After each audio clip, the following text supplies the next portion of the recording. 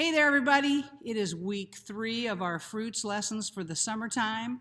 If you are watching this, I'm sorry that you didn't come to church on Sunday at 10:30. We're now having classes for only our kindergarten through 4th grade students. If you're currently in kindergarten through 4th grade, we're having class. If you come in, you'll notice that we've got social distancing stuff going on, but some fun stuff going on. We're singing, having our lessons. So try to be here next Sunday at 10:30 for class, okay? So this week is week 3, and we are looking at a fruit that not everybody likes. And when you think of fruit, if I said think of a fruit, you probably wouldn't name this one for a long time. And so we would probably say apples and bananas and oranges and peaches and grapes.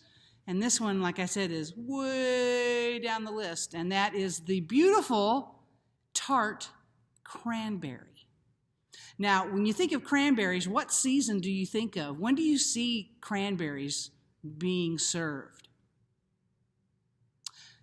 If you said Thanksgiving, you're right. You could also say pumpkins, because those are probably the 2 big fruits that we use on Thanksgiving.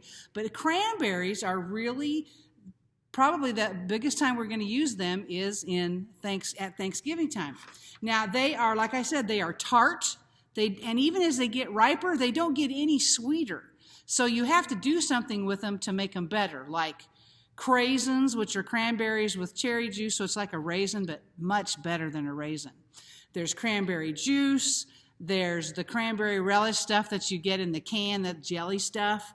And then there's just straight cranberries. And some people make cranberry pies, but they're really tart. The cool thing about cranberries is the way they're raised. They raise on these really short bushes, and then they continue to get, the fruit gets riper and riper and riper, but to harvest, to get a cranberry ready to go to the market, they flood the area where the cranberries are. So they take the whole area where the cranberries are and they put in about 18 to 20 inches of water. Then they have this machine that they call an egg beater, if you can imagine that. And they go down the rows of the cranberries, and this thing takes all the cranberries off the bushes. And believe it or not, cranberries have a teeny tiny air pocket inside. So when they get taken off of the branches that they're on, guess what they do? They float to the surface. So then they move them into a place where they can take them off in trucks and take them to the markets and to the factories to be made into the things that they want to make them into.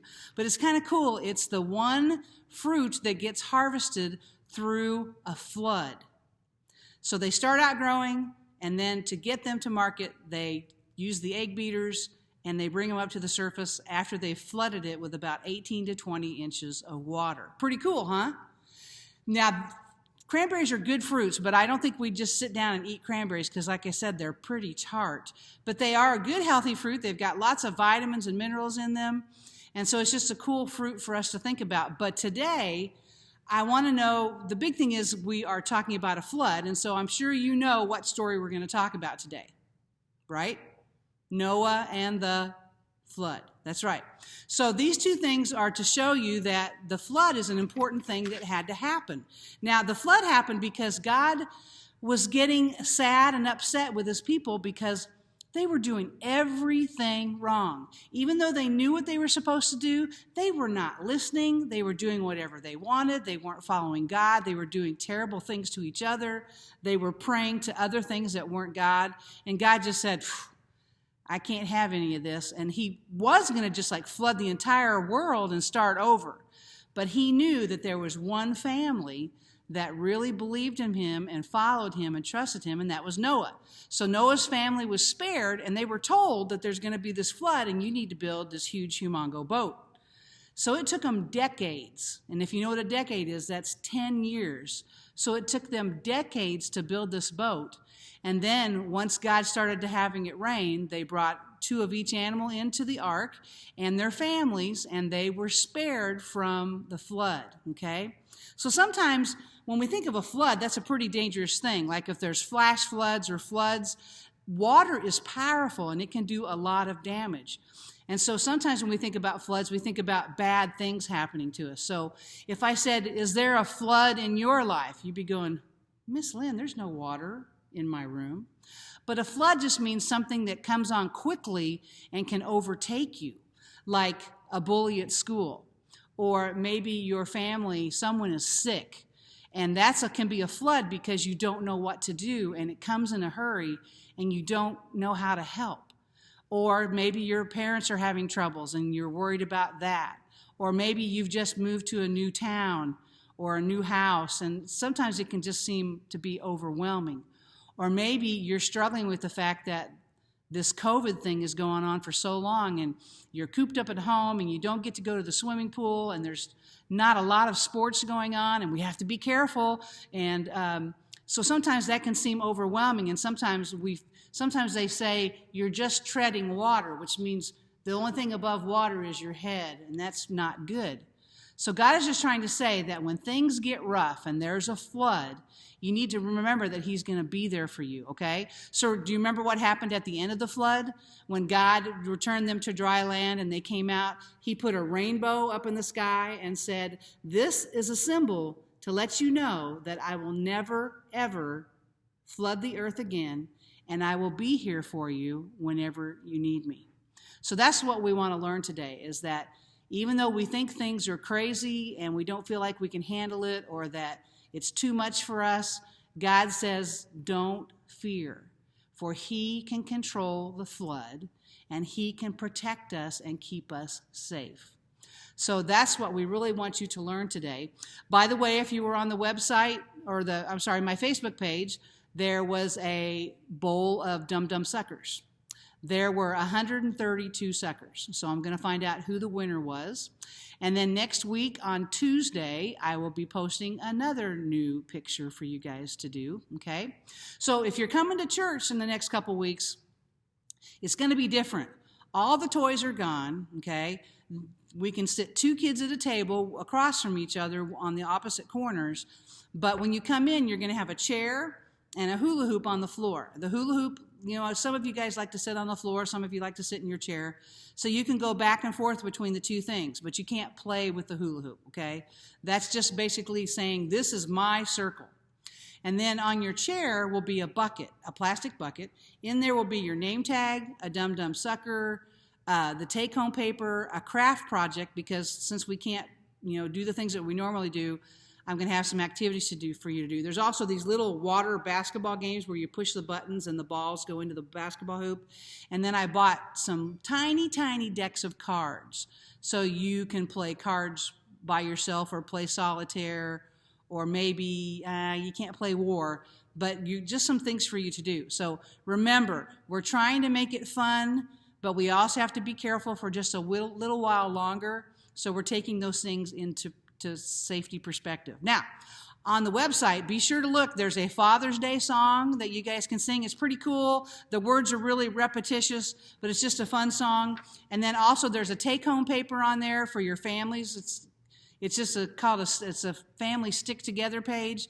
So it's got questions about today's lesson. It's got questions you can talk about in the car. It's got things you can talk about at supper time.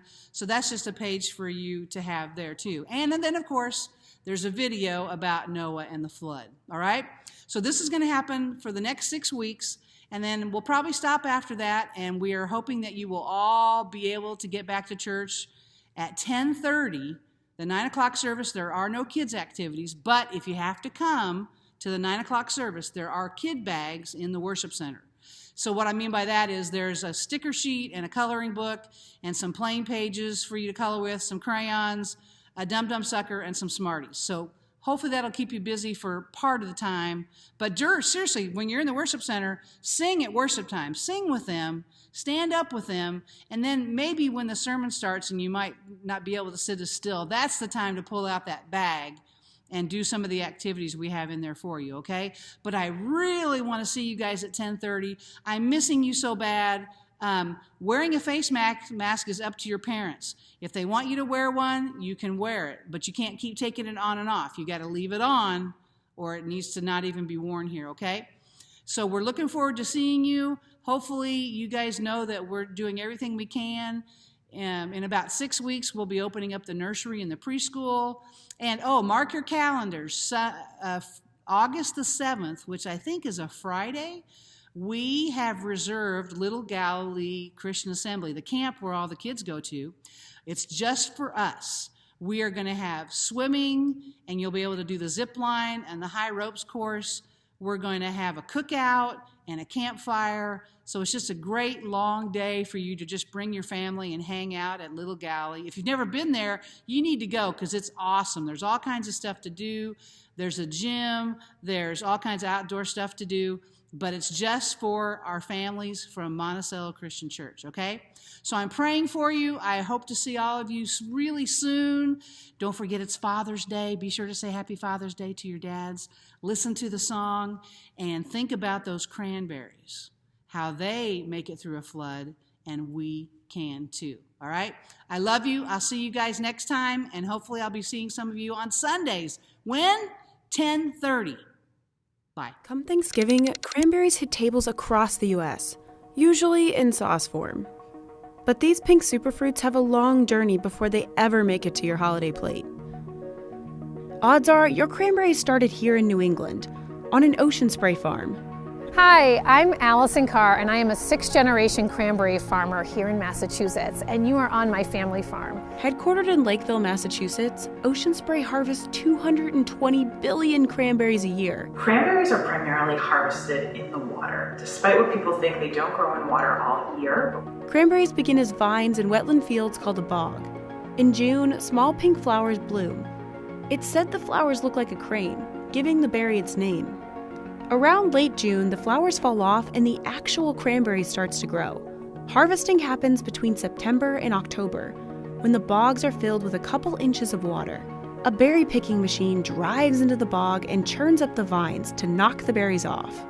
Because cranberries have 4 air pockets inside, they float to the surface of the water. We try to use Mother Nature as much as we can in the wind, and in a lot of cases, the cranberries will be pushed to one area of the bog, and that's the area we use to take the cranberries off. A couple more inches of water are added to the bog, and this is where you've probably seen images of farmers thigh-deep in cranberry water. Dressed in waders, farmers maneuver what's called a boom to corral the berries into one corner of the bog.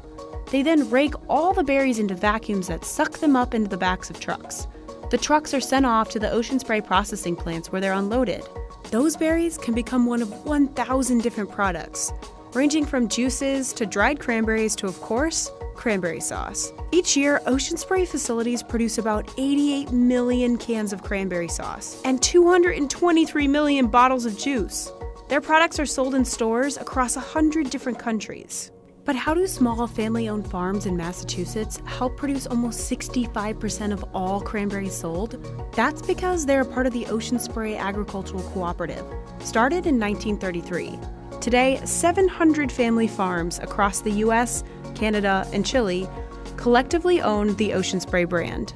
The average farm in the cooperative is just 18 acres. These are small family farms, typically multi-generations. In fact, more than a quarter of our farms are on their 4th generation or greater. Under the cooperative, the family farms see 100% of the profits from Ocean Spray product sales. Cooperatives support farmers because ultimately farmers are able to capture a lot more value for their crops. So the value we add through manufacturing and marketing and that Blue Ocean Spray brand, all of that's going back to the farm rather than going to a middleman or a CPG company. So you can go back to your cranberry sauce turkey dunking knowing you've supported a co-op 6 generations in the making.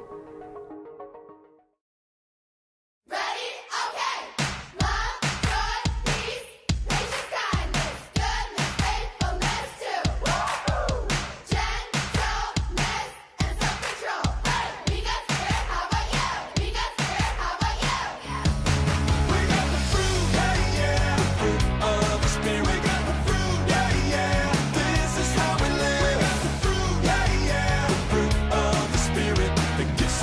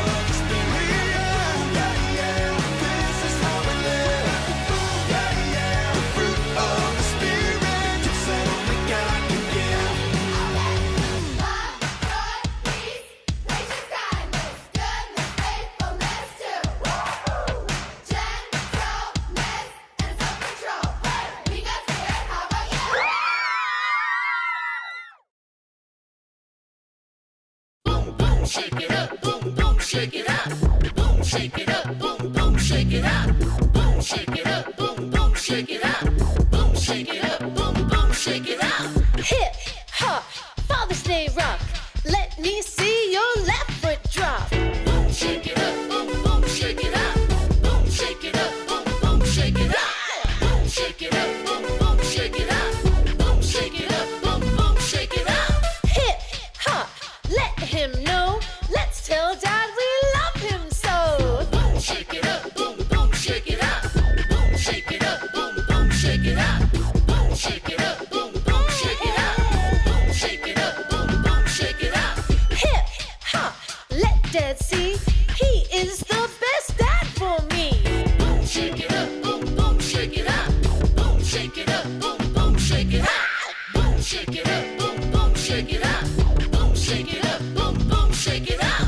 Hip hop, it's so fun. Let Dad know he's number one. Boom, shake it up, boom, boom, shake it up, boom, shake it up, boom, boom, shake it up, boom, shake it up, boom, boom, shake it up, boom, shake it up, boom, boom, shake it up. Hip hop, move your feet, dancing to the Father's Day beat.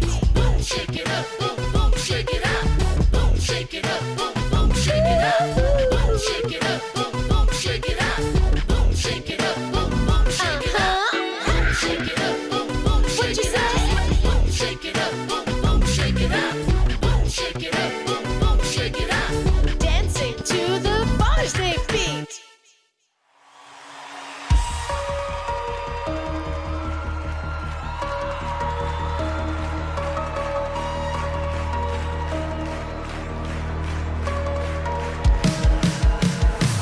Light up the dark with songs of praise. We're not ashamed to lift your name.